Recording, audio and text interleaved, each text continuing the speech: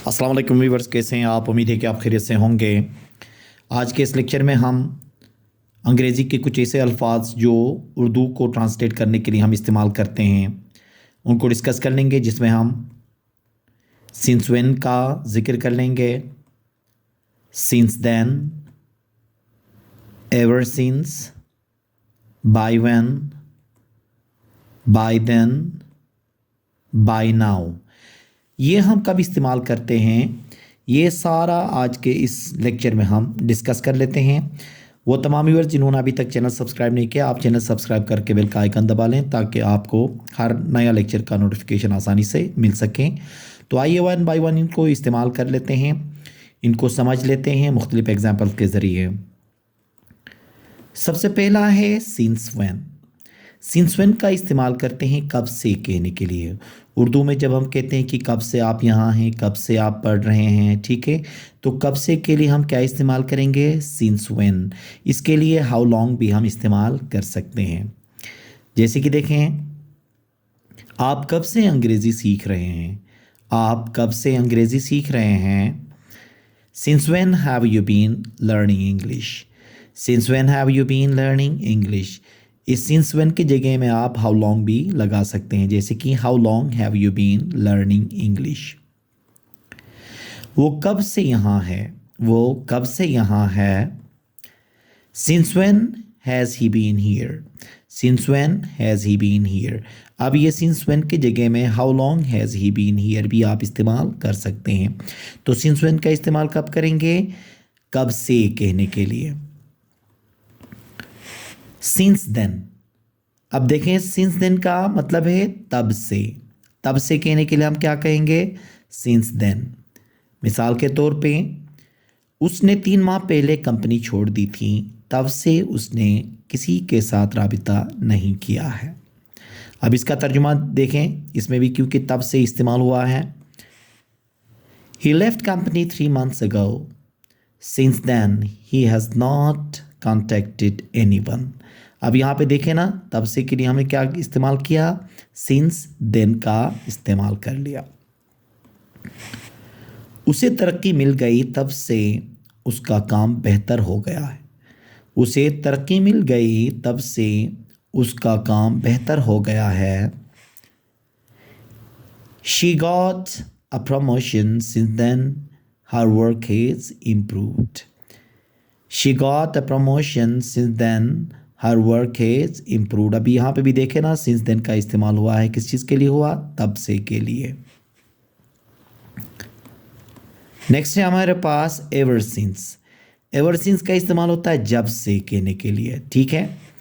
अब इसका यूसेज देखें, जब से वो यहाँ आया है वो बहुत खुश है। जब से वो यहाँ आया है वो बहुत खुश है। He has been very happy ever since he came here. He has been very happy ever since he came here. तवील सफ़र के बाद से मैं थका हुआ हूँ। तवील सफ़र के बाद से मैं थका हुआ हूँ।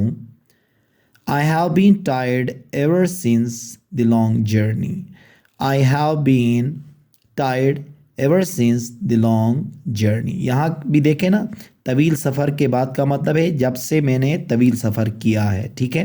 तो जब से जब भी हम इस्तेमाल करेंगे तो उसको जब भी ट्रांसलेट करेंगे तो हम क्या इस्तेमाल करेंगे? एवर सिंस का इस्तेमाल करेंगे। चौथा है बाय व्हेन। बाय व्हेन का मतलब है कब तक, ठीक है। कब तक के लिए क्या कहेंगे? By when. अब कब से के लिए सिंस व्हेन इस्तेमाल किया था, कब तक के लिए हम क्या इस्तेमाल करेंगे? बाय व्हेन का इस्तेमाल करेंगे। आप प्रोजेक्ट कब तक मुकम्मल कर लेंगे? आप प्रोजेक्ट कब तक मुकम्मल कर लेंगे? By when will you finish project? By when will you finish project. वो कब तक पहुंचेंगे? वो कब तक पहुंचेंगे? By when will they arrive? By when will they arrive? तो कब तक के लिए हम क्या इस्तेमाल करेंगे इंग्लिश में? By when का इस्तेमाल कर लेंगे। पांचवा है by then, तब तक, ठीक है।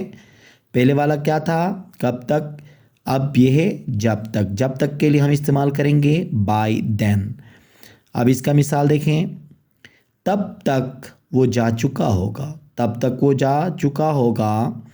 Bye then he will have left, by then he will have left. तब तक बारिश रुक जाएगी, तब तक बारिश रुक जाएगी। By then the rain will stop, by then the rain will stop. तब तक कहने के लिए क्या इस्तेमाल करेंगे हम? बाय देन का इस्तेमाल करेंगे। छठवां है अनटिल देन। अनटिल देन का मतलब है तब तक, ठीक है।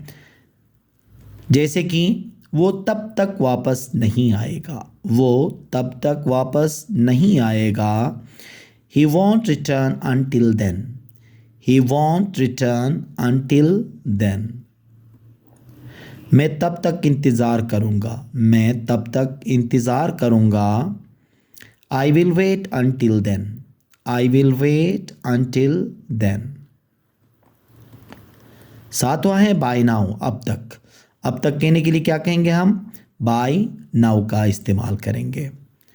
जैसे कि देखें, मुझे अब तक कॉल करनी चाहिए थी, मुझे अभी तक कॉल करनी चाहिए थी। I should have called by now, I should have called by now। मैंने अब तक ये कर लिया है, मैंने अब तक ये कर लिया है। I have done it by now, I have done it by now। तो अब तक के लिए हम क्या इस्तेमाल करेंगे? by now का इस्तेमाल करेंगे। so far या yet अब तक कहने के लिए, ठीक है, या अभी तक के लिए या अब तक कहने के लिए हम क्या इस्तेमाल करेंगे? सो फार और यट। ये जहन में रख लेना, सो फार हमेशा अफर्मेटिव सेंटेंसेस के अंदर इस्तेमाल कर लेंगे और यट जो है वो नेगेटिव या तो इंट्रोगेटिव में हम इस्तेमाल कर सकते हैं।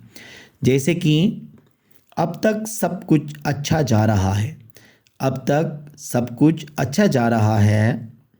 सो far everything is going well, so far everything is going well. क्योंकि ये देखें अफर्मेटिव है, इसलिए यहाँ पे हमने सो फार का इस्तेमाल किया। मैंने अभी तक काम मुकम्मल नहीं किया, मैंने अभी तक काम मुकम्मल नहीं किया है या किया। अब देखें ना, ये नेगेटिव है। अब यहाँ पे नेगेटिव में हम अभी तक कहने के लिए सो फार का इस्तेमाल नहीं करेंगे बल्कि यट का इस्तेमाल करेंगे।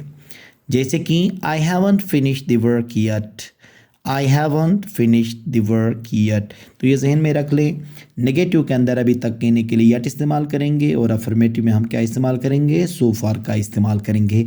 ये हम रोज़मर्रा ज़िंदगी में बहुत ज़्यादा इस्तेमाल करते हैं और इसकी नीड होती है। जब हम इंग्लिश बोल रहे होते हैं तो ये अल्फाज बहुत ज़्यादा इस्तेमाल होते हैं डेली लैंग्वेज के अंदर इंग्लिश में।